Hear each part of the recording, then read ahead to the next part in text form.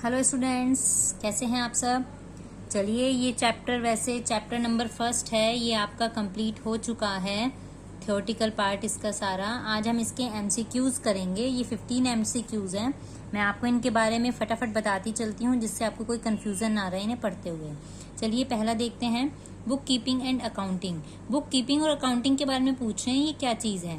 पहला ऑप्शन दिया हुआ है mean same and are used interchangeably. ये इनका मतलब सेम है और ये एक दूसरे की जगह यूज किए जा सकते हैं। नो, ये बात तो हम पहले ही पढ़ चुके हैं। सबसे पहले हमने जब बुक कीपिंग पढ़ी थी उसमें लिखा हुआ था कि अकाउंटिंग के अंडर बुक कीपिंग आती है और अकाउंटिंग बहुत वाइड है, बुक कीपिंग एक स्मॉल पार्ट है। लेकिन अकाउंटिंग के अंडर आती है बुक कीपिंग, बुक कीपिंग के अंडर अकाउंटिंग यूज नहीं होता।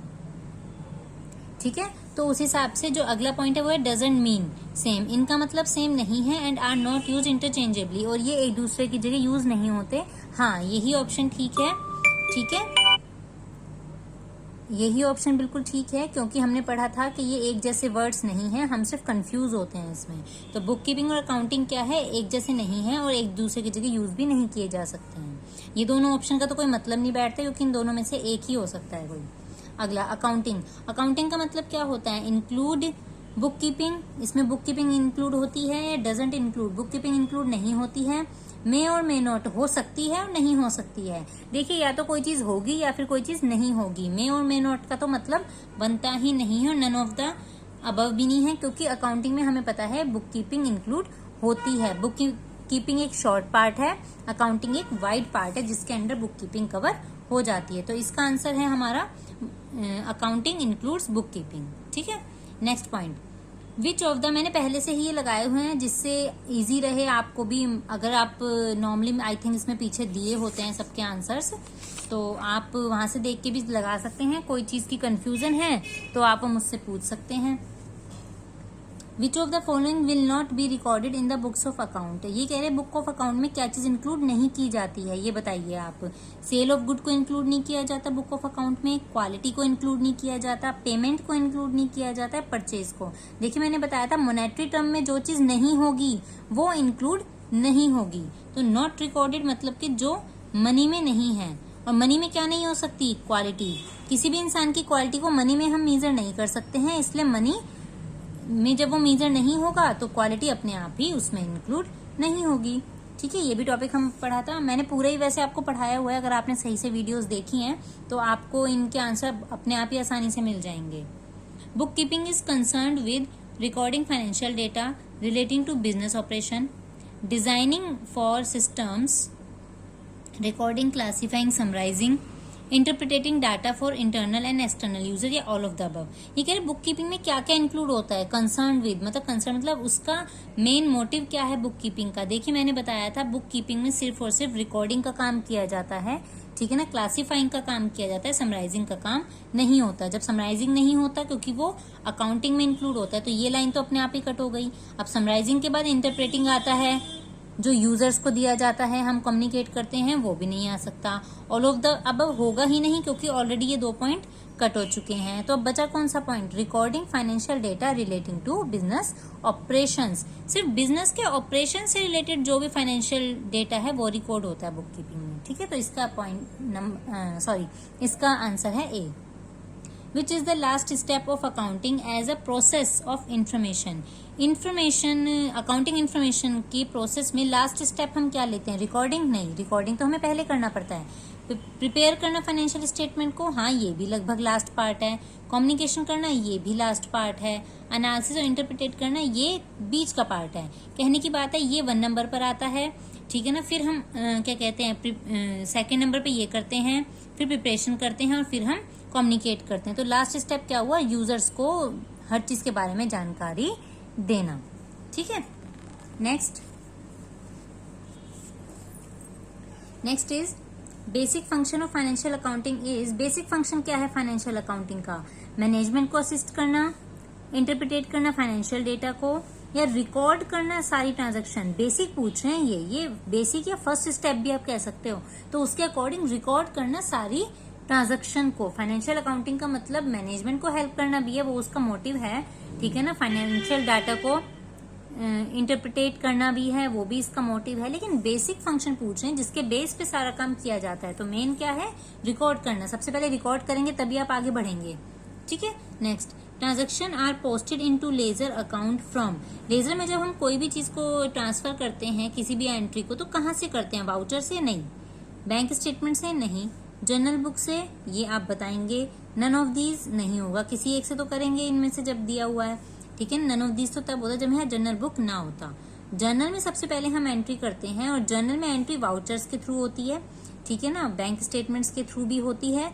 तो ये तो एंट्री करने के लिए है, उसके बाद एंट्री की जाती है। इसके बाद हम लेजर बनाते हैं, क्योंकि हम वहां से हर चीज को अलग अलग कैटेगरी में लेजर में जाके पोस्ट करते हैं। तो लेजर कहाँ से बनता है? जर्नल बुक से। Which of the following is not a business transaction. कौन सी बिजनेस की ट्रांजेक्शन नहीं है? पढ़िए चलिए इसे।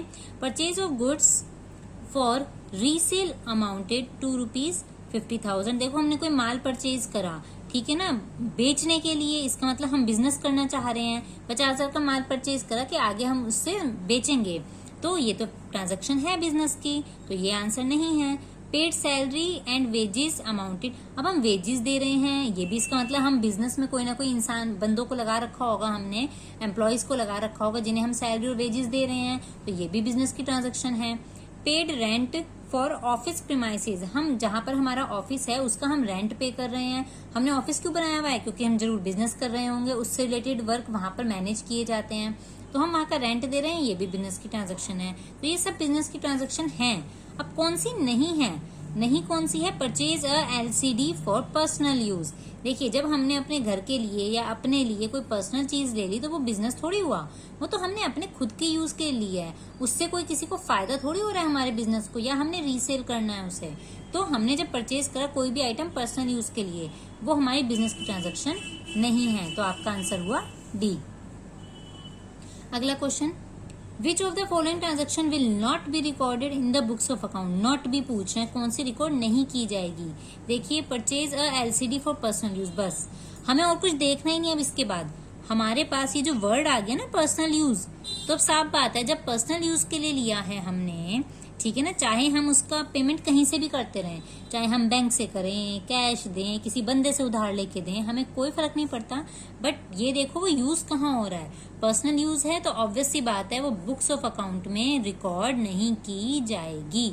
ठीक है, अगला आप चाहे पढ़ लीजिए, परचेज करी मशीनरी मैन्युफैक्चर कर लिए। मैन्युफैक्चर मतलब कोई आइटम बना रहे होगे आप अपनी एंटिटी में, अपने बिजनेस में, तो ये आपका बिजनेस हुआ, तो इसलिए आप बुक्स ऑफ अकाउंट में लिखेंगे आप इसे। आपने कोई मशीनरी को रीसेल करने के लिए दोबारा से बेचना है, मशीनरी परचेज करी है, वो भी आपने किसी फायदे के लिए करा है, बुक्स ऑफ अकाउंट में लिखेंगे आप।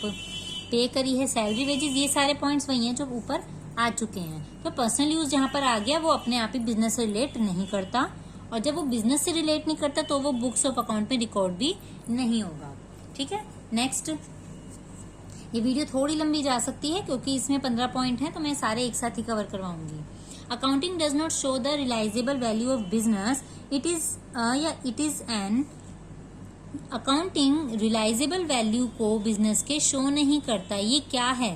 ये क्या चीज है? ये इसकी लिमिटेशन है अकाउंटिंग की, या इसका फायदा है? देखिए, फायदा तो हो नहीं सकता है। रियलाइजेबल वैल्यू जो मार्केट वैल्यू है, जिससे हमें कोई चीज मिल सकती है, जब ये उस चीज को रिकॉग्नाइज नहीं करता है तो इसका मतलब ये इसकी लिमिटेशन है ना, प्रॉब्लम है, एक ये कह दो डिसएडवांटेजेस है। ठीक है ना, तो ये एक इसकी लिमिटेशन है, और हमने पढ़ा भी था लिमिटेशन ऑफ अकाउंटिंग में कि ये रियलाइजेबल वैल्यू पे चीजों को नहीं दिखाता। Which of the following is not an internal user. Internal user कौन सा नहीं है? इंटरनल यूजर मैंने आपको बताया था, दो तरह के यूजर होते हैं, इंटरनल और एक्सटर्नल। तो पढ़िए, बोर्ड ऑफ डायरेक्टर, ये तो हमारे अपने बिजनेस के ही बंदे हैं जो डिसीजन लेते हैं, तो ये इंटरनल हुए। मैनेजर भी वही लोग हैं जो लोग हमारे बिजनेस के लिए कंट्रोल करते हैं, कॉस्ट को सोचते हैं क्या करना है, आगे कैसे कैरी ऑन करना है, ये भी इंटरनल यूजर है। एम्प्लॉयज, ये लोग तो हमारे बिजनेस में काम ही करते हैं, तो ये भी इंटरनल यूजर हुए। लैंडर्स, देखिए लैंडर मतलब कि उधारी पे जिन लोगों से हम माल ले रहे हैं या जिन्हें दे रहे हैं, वो लोग हमारे इंटरनल यूजर नहीं है, वो हमारे एक्सटर्नल बंदे हैं जो हमें लोन प्रोवाइड कर रहे हैं या कोई भी चीज उधारी पे दे रहे हैं। ठीक है, वो सब हमारे क्या हैं? लैंडर्स हैं, वो हमारे इंटरनल यूजर नहीं है। तो पॉइंट हुआ D. Which of the following is not a characteristic of accounting. Accounting का कौन सा कैरेक्टरिस्टिक नहीं है? क्लासीफाइंग है, समराइजिंग है, अनालिसिंग है, रिकॉर्डिंग नॉन मॉनेटरी। देखिए बहुत आसान है, आप पढ़ेंगे आपको अपने आप ही समझ आ जाएगा। जब आप थ्योरी सारी पढ़ चुके हैं तो आपको बिल्कुल भी प्रॉब्लम नहीं होगी। नॉन मॉनेटरी, बस ये वाला वर्ड पकड़ लीजिए आप, ठीक है ना। नॉन मॉनेटरी जहां पर आ गया तो वो अकाउंट से रिलेट करता ही नहीं है, तो नॉट के लिए नॉन मॉनेटरी हो गया कि ये इसका कैरेक्टरिस्टिक्स नहीं है। Which of the following is a limitation of accounting. Accounting की लिमिटेशन बताइए। असिस्टेंस टू मैनेजमेंट, ये तो अच्छी बात है इसमें कि ये मैनेजमेंट को असिस्ट करता है, तो ये तो लिमिटेशन नहीं हो सकती। रिप्लेसेस मेमोरी, मेमोरी को रिप्लेस करता है, ये भी अच्छी बात है, तो ये लिमिटेशन कैसे होगी। अनरियलिस्टिक इंफॉर्मेशन, रियल इंफॉर्मेशन नहीं प्रोवाइड करता क्योंकि इसमें एस्टिमेट बेस पे बहुत काम किए जाते हैं, तो ये एक प्रॉब्लम है इसकी अकाउंटिंग की, पढ़ने से भी पता लग रहा है। और अगला है एविडेंस, ये हाँ एविडेंस के रूप में भी काम करती है अकाउंटिंग, जब कभी कोई केस हो जाता है तो ये भी एक एडवांटेजेस है, तो लिमिटेशन हुई ये। Cost of goods manufactured is determined by. Cost of goods जो मैन्युफैक्चर हो रहा है वो कौन बताएगा। मैंने आपको बताया था 3 तरह की अकाउंटिंग होती है, फाइनेंशियल अकाउंटिंग, कॉस्ट अकाउंटिंग और मैनेजमेंट अकाउंटिंग। फाइनेंशियल में आपके सारे रिकॉर्ड्स किए जाते हैं, माल कैसे बेचना है, कैसे लोगों को पैसे देने हैं, सैलरी कैसे प्रोवाइड करनी है, रेंट कैसे देना है, ये सब यहाँ देखा जाता है। मैनेजमेंट ये डिसीजन लेता है कि हम बिजनेस को कैरी करें या नहीं करें, किस तरह से कंट्रोल करें, क्या क्या पॉलिसीज लेकर आए। ह्यूमन रिसोर्स अकाउंटिंग अलग है जो आपने इसमें नहीं पढ़ा, लेकिन वो भी आपके एम्प्लॉयज से रिलेटेड वर्क करती है। कॉस्ट अकाउंटिंग, देखिए जब कॉस्ट ऑफ गुड की बात हो रही है, कॉस्ट की बात हो रही है, तो ऑब्वियस सी बात है कॉस्ट अकाउंटिंग में ही इस चीज का ब्यौरा होता है, ठीक है ना। तो किसी भी चीज को बनाने के लिए अगर उसकी कॉस्ट की बात हो रही है तो वो कॉस्ट अकाउंटिंग में देखी जाती है। Next qualitative characteristics of accounting. Qualitative characteristics कौन सा है, क्वालिटी की जिसमें बात हो रही है। Reliability and relevance, understandability and comparability, ये तो आपको पढ़ने से ही पता लग गया, ये आई थिंक मुझे आपको एक्सप्लेन करने की नीड नहीं है कि क्वालिटी है ये रिलायबल होते हैं, ठीक है ना। रेलिवेंस भी एक क्वालिटी है, हमने पढ़ा भी था। अंडरस्टैंडिंग होती है इनमें, और कंपेरेटिबिलिटी भी हम कर सकते हैं अकाउंटिंग की। तो ये सब क्या है, इसकी क्वालिटेटिव कैरेक्टरिस्टिक्स हैं। इन्हें मनी में मेजर नहीं करा जाता, लेकिन एक क्वालिटीज में जरूर आती हैं।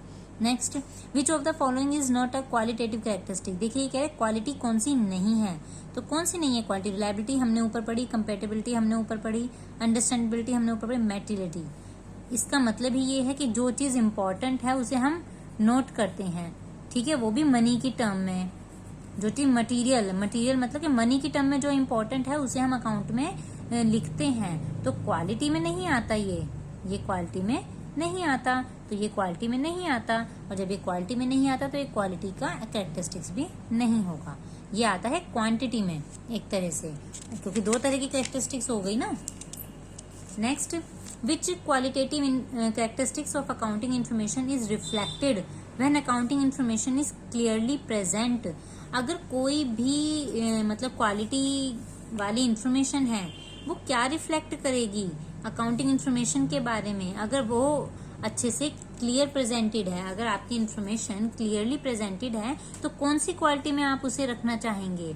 रिलायबिलिटी में रखेंगे, कंपेयर नहीं हुआ यहाँ पर, रेलिवेंस की बात नहीं हुई है, यहाँ हुआ अंडरस्टैंडेबिलिटी। मतलब कि जब आप क्लियरली किसी चीज को प्रेजेंट करेंगे तो आराम से अंडरस्टैंड होगी। तो जब क्लियरली प्रेजेंट है आपकी इन्फॉर्मेशन तो वो कौन सी कैरेक्टरिस्टिक्स में आएगी, वो आएगी अंडरस्टैंडिंग के अंडर में, ठीक है।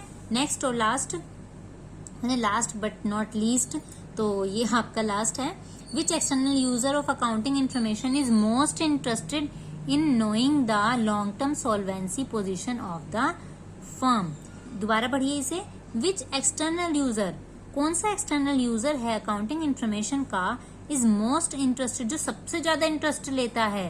क्या जानने में इंटरेस्ट लेता है हमारे बिजनेस का, ये जानने में कि क्या हम लंबे समय तक चल पाएंगे। लॉन्ग टर्म सॉल्वेंसी तो मतलब लंबे समय तक चल पाएंगे, हम दिवालिया तो नहीं हो जाएंगे, ठीक है ना। तो ये चीज जानने में कौन सबसे ज्यादा इंटरेस्ट लेता है, एम्प्लॉयज। हाँ, एम्प्लॉयज का इंटरेस्ट होता है, लेकिन मोस्ट वर्ड आ गया यहाँ पर। मोस्ट इंटरेस्ट किसका होता है, मैनेजमेंट का भी इंटरेस्ट होता है, बट मोस्ट नहीं होता। इन सब में से मोस्ट बैंक और फाइनेंशियल इंस्टीट्यूशन का ही इंटरेस्ट होता है, क्योंकि वो ये देखना चाहते हैं कि आपका बिजनेस अगर कैरी ऑन होगा तभी उनका पैसा वापस आएगा और तभी वो सही तरह से आपसे अपना लोन वगैरह वापस ले सकते हैं या आपसे इंटरेस्ट भी ले सकते हैं। अगर आप लॉन्ग टर्म सॉल्वेंसी पोजीशन में हैं तभी वो आपको लोन प्रोवाइड करेंगे, जब आप लॉन्ग टर्म सॉल्वेंसी पोजीशन में उन्हें दिखेंगे।